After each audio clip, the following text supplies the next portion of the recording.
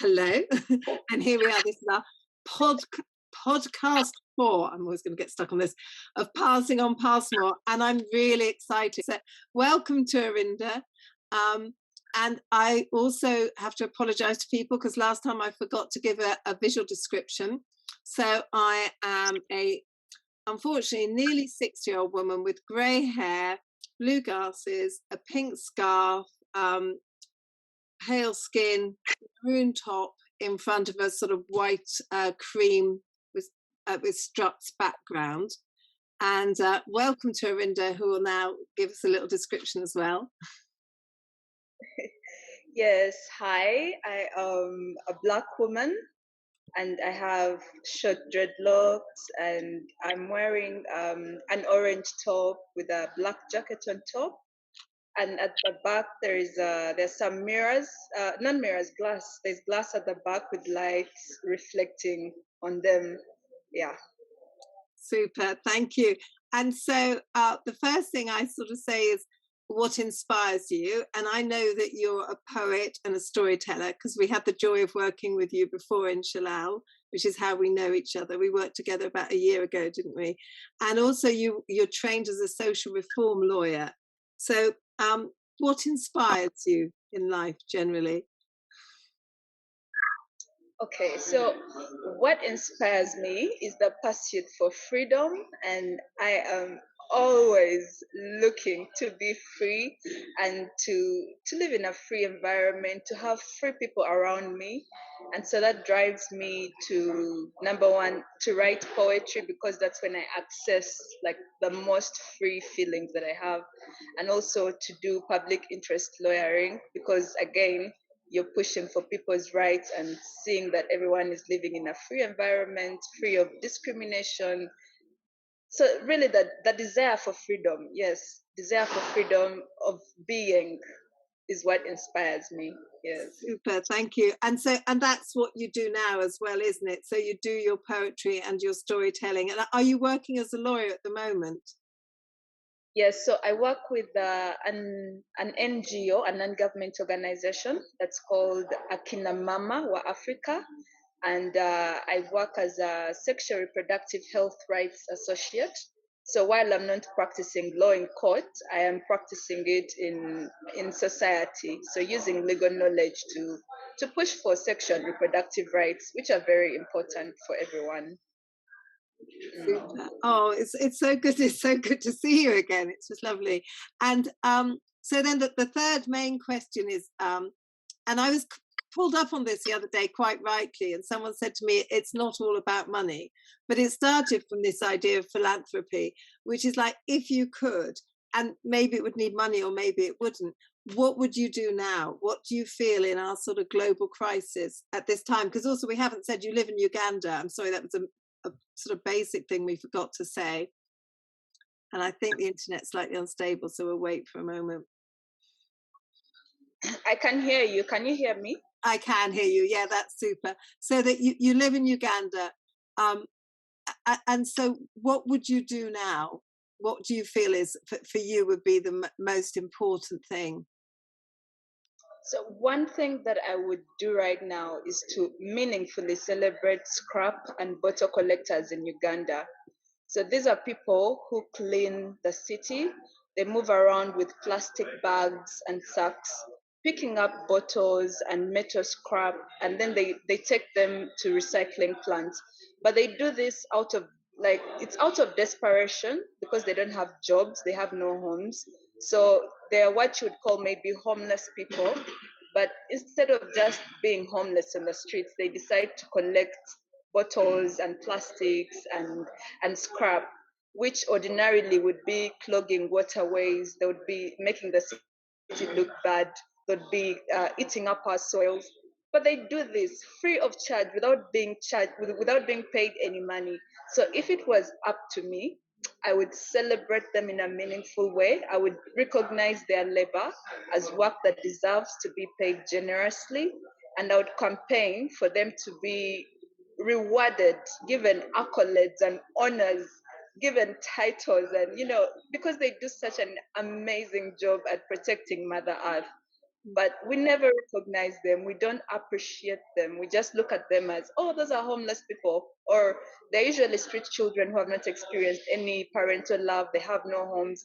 But the work that they're doing, I don't even know that they know the value of the work that they're doing. For them, they're doing it maybe to take and sell to recycling plants for very little money. Like you'd have like maybe a kilogram of empty bottles, which is hard to collect, by the way. So you're going to move around with a very huge sack of empty bottles, and you're going to get probably less than $1. But that effort that they put in for very little pay, I think I would love to celebrate them. I would really love to celebrate them. That's fantastic. It's because I was oh, you're back again. That's lovely. When I was looking up Uganda a while ago as well, you've had some terrible floods as well. It was saying that flooding in the waterways is really, it's been difficult. Is that right? Yeah, that's right. Because so we don't have strict laws about littering, and it's also not a practice that is encouraged. You know, in school, at work, we don't have dustbins on the streets. So when people use polythene bags or they drink a soda, they just drop it wherever. And all this rubbish goes into the waterways that would ordinarily take when it rains, the water would pass through those waterways to the valley or to the swamp. But now, because these are clogged, every time it rains, there's floods, like terrible floods in the city. People have to, wake up in the night and, push water out of their homes. Sometimes even motorcycles can't move because the roads are flooded. Cars can't move. Sometimes cars are washed away by floods. We've had people dying, like drowning on the streets, because you step into a hole without knowing that it's a hole and you disappear. So it's terrible. It's terrible what's happening. Yeah. And is it so? The other thing I read somewhere was that because Uganda's completely landlocked as a country, isn't it? And I read that the temperature has risen by about 1.3 degrees. Have you noticed that? Have you heard of that? Yeah. So it's hard to tell. What I can say. Now, what I can say is that the seasons are very unreliable. Right. So, before we used to have like months that are rainy and then months that are hot and dry, but now it's kind of unpredictable. Some months that are supposed to be rainy are not rainy. And then also the other thing about Uganda is that we have different districts in different geographical locations. Yeah.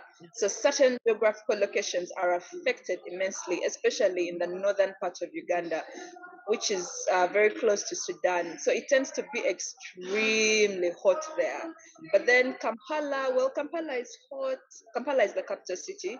It's hot and it's cold. It's just there. It's not something that I would call extreme, apart from the month of January. The month of January is, for the last 5 years, it has been like it gets extremely hot. But otherwise, I'm not certain that it's not so it's not so grand, the difference in the heat, unless you're in the northern part of the country. Yeah. And I think I was talking to my brother, and one of the things is that it's been quite incremental, isn't it? All the changes are happening a little bit, so you can't go, oh, it's happened. You just sort of notice little changes all the time, and we adapt, don't we? Thank goodness we're adaptable creatures. So yes. Oh, okay, super. Well, thank you. Is there anything? One of the things I say to people is like, is there anything else you'd like to say? And I also know you have a poem to share with us. I don't know if that would be good to do now, or we can record that later. Oh well, so the other thing maybe I would say is I'm passionate about no, not expressive. I'm passionate about artistic expression, because I feel that it allows for people to connect with their inner beings, to connect with nature. So being a poet, I would really love to see poetry as the language of nature. We as human beings, we need to armor ourselves with the language of humanity about their habitats, about their earth, a habitat which sustains us. We have forgotten how dependent we are on Mother Earth, and poetry can create this connection again. engaging in poetry as an art of writing causes us to seek out nature, often for ambience. When you're writing a poem, you want to go to like the gardens, you want some quiet, to be inspired. So if we had more people writing poetry, regardless of what they're writing, just the mere exercise of writing a poem, it forces you to just shut up, sit down, and appreciate your environment. And if you don't have an environment to appreciate, then you're going to start asking questions. Why don't I have trees around? Why can't I hear the birds singing? Why can't I hear the water flowing? So we have lost that hunger for quiet or the color green because we're not in touch with crafts like poetry that put us in such places. So I would love for poetry, like the other thing besides celebrating scrap and bottle collectors, is for poetry to be put central in our education, in our politics, and in our cultural expression, because it would force us, it's kind of like meditation but choosing words. So it puts you in that state of, okay, let me find a quiet green place and meditate and write something. And so when you don't find that, you get angry or you ask questions. But now with the daily work that we do, we're always on the run, jumping into cars. We don't have time for nature, so we don't care about nature. And also, besides just reading, besides writing poetry, there's also listening to poetry and reading poetry. I feel that some of the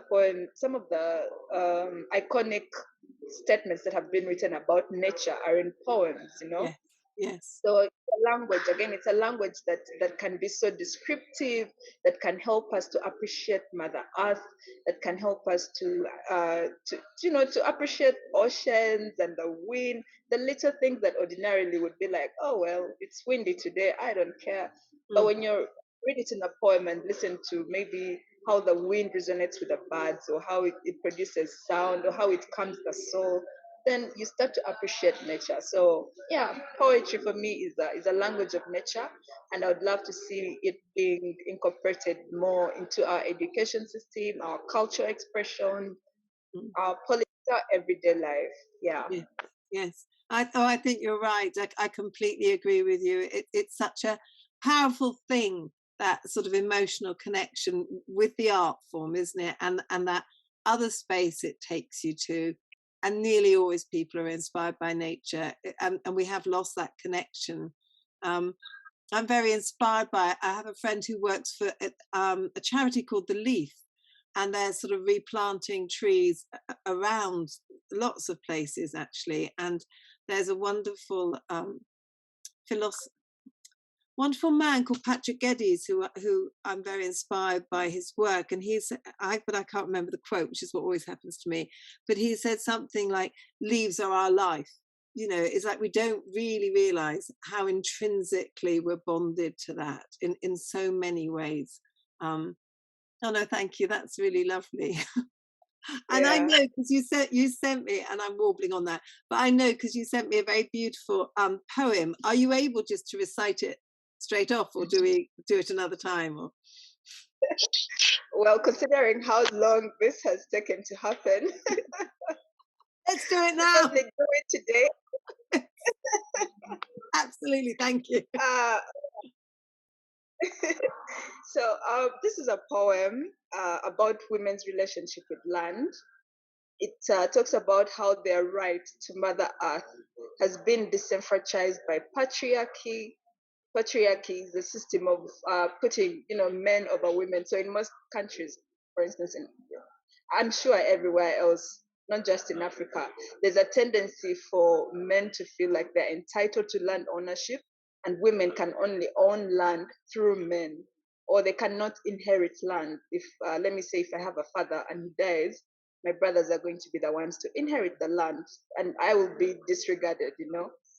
So then issues of colonialism, because before colonialism, land was communal, so there was no, like, people didn't own land really. It was like land for everyone. But then when colonialism came, there was that attachment of monetary value to land. So people lost, like, if you didn't have money, you didn't have land. So for me, I look at that as an impact of colonialism, and of course capitalism. Again, if you don't have money, you don't have land. So women, because we know how women are, most times, like, they don't have money, because of the systems that they operate in. They are denied education, so they don't have jobs when they grow up, or they have men who don't want to allow them to, to work. So eventually they're not able to own land. So in this poem, I talk about women as inheritors of the land, and I condemn the laws that in most countries refuse them to own land. And I call upon the goddesses, of Mother Earth. I call upon Queen Ati of Djibouti. Djibouti is in, let me see, it's in the Horn of Africa, next to Ethiopia. I call upon Ati of Ethiopia. I call upon Waga of Somalia. I call upon Mumbi of Kenya and Kitaka of Uganda and Abuk of Sudan. So these people that I'm mentioning, Queen Ati, Atete, Mumbi, Chitaka, Abuk, Waga, these are goddesses. And it's no surprise that the goddesses, like the deities of earth, are women. Why? Because women are, like, there's a reason why we call earth mother, yeah? So that is like the background to the poem. And now I'll get into performing the poem, not performing really, but yes, a mini performance of it. This poem is titled Goddess of the Earth. And here it goes. The equal rights promised by our constitutions are only a sorry from a faulted intuition. You'd think that it's only natural to remember that men and women are equal. They all breathe using lungs. They have limbs to walk and mouths to talk. And even if they did not walk or talk, because they breathe, that is enough. We use the law and policies like borrowed candles that burn only for a while, but cannot be used completely. We call Earth Mother, but look what we have done here. Pollution in the air and water. We love our mothers, yet we treat women as weaklings, things to be despised and deprived. Queen Ati of Djibouti, Atete of Ethiopia, Waga of Somalia, Mumbi of Kenya, Kitaka of Uganda, Abuk of Sudan. The deities of land are women, yet women are the most dispossessed of land. Shall we comply with a pile of lies laid out in words on sheets of paper, ratified and passed by men, yet the goddesses tell us that women are the inheritors of earth? That is not selfish. Women are the inheritors of earth because women love their children and men are women's children.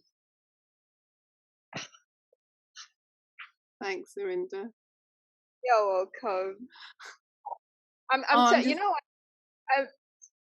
I'm so tempted to do another poem because I feel like also this poem has a lot of geographical context that it could be complicated for some listeners. Can I do another poem that's about climate? Yes. All right. So I found it. Now this poem, it's also about Mother Earth, and it's called Gasia. Gasia is a word from Uganda, which means rubbish. Rubbish is like garbage, yeah? Yeah. Okay, so here it goes. Excuse me. All right, here it goes.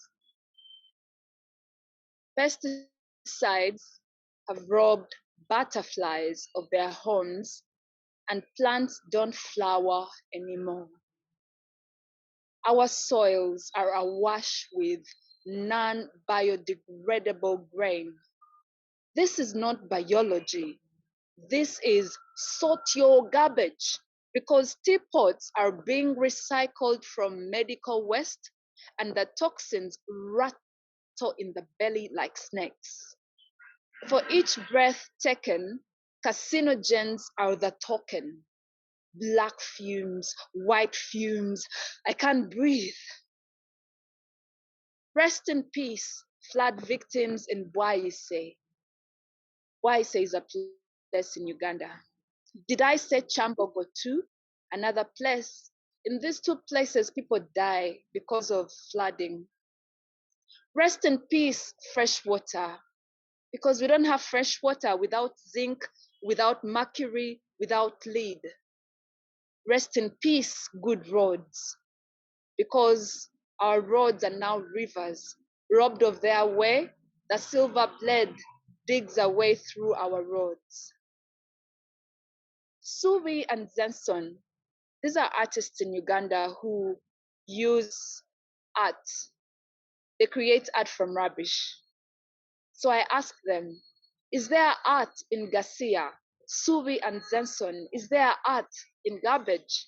Can we create each piece of plastic into a centerpiece for our tables when we will dine on the benefits of waste management?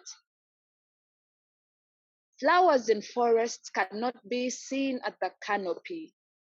Down below they glow, and only those who crawl can see their glory.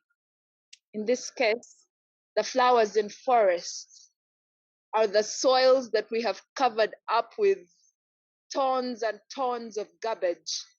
So only those who can pick up that garbage can experience the glory of the soils underneath.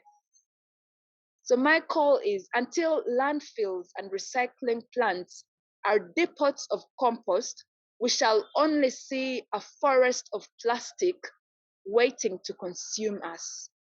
Can we crawl below for the almighty compost that awaits to bless our lands and give yield to our crops? I think we should.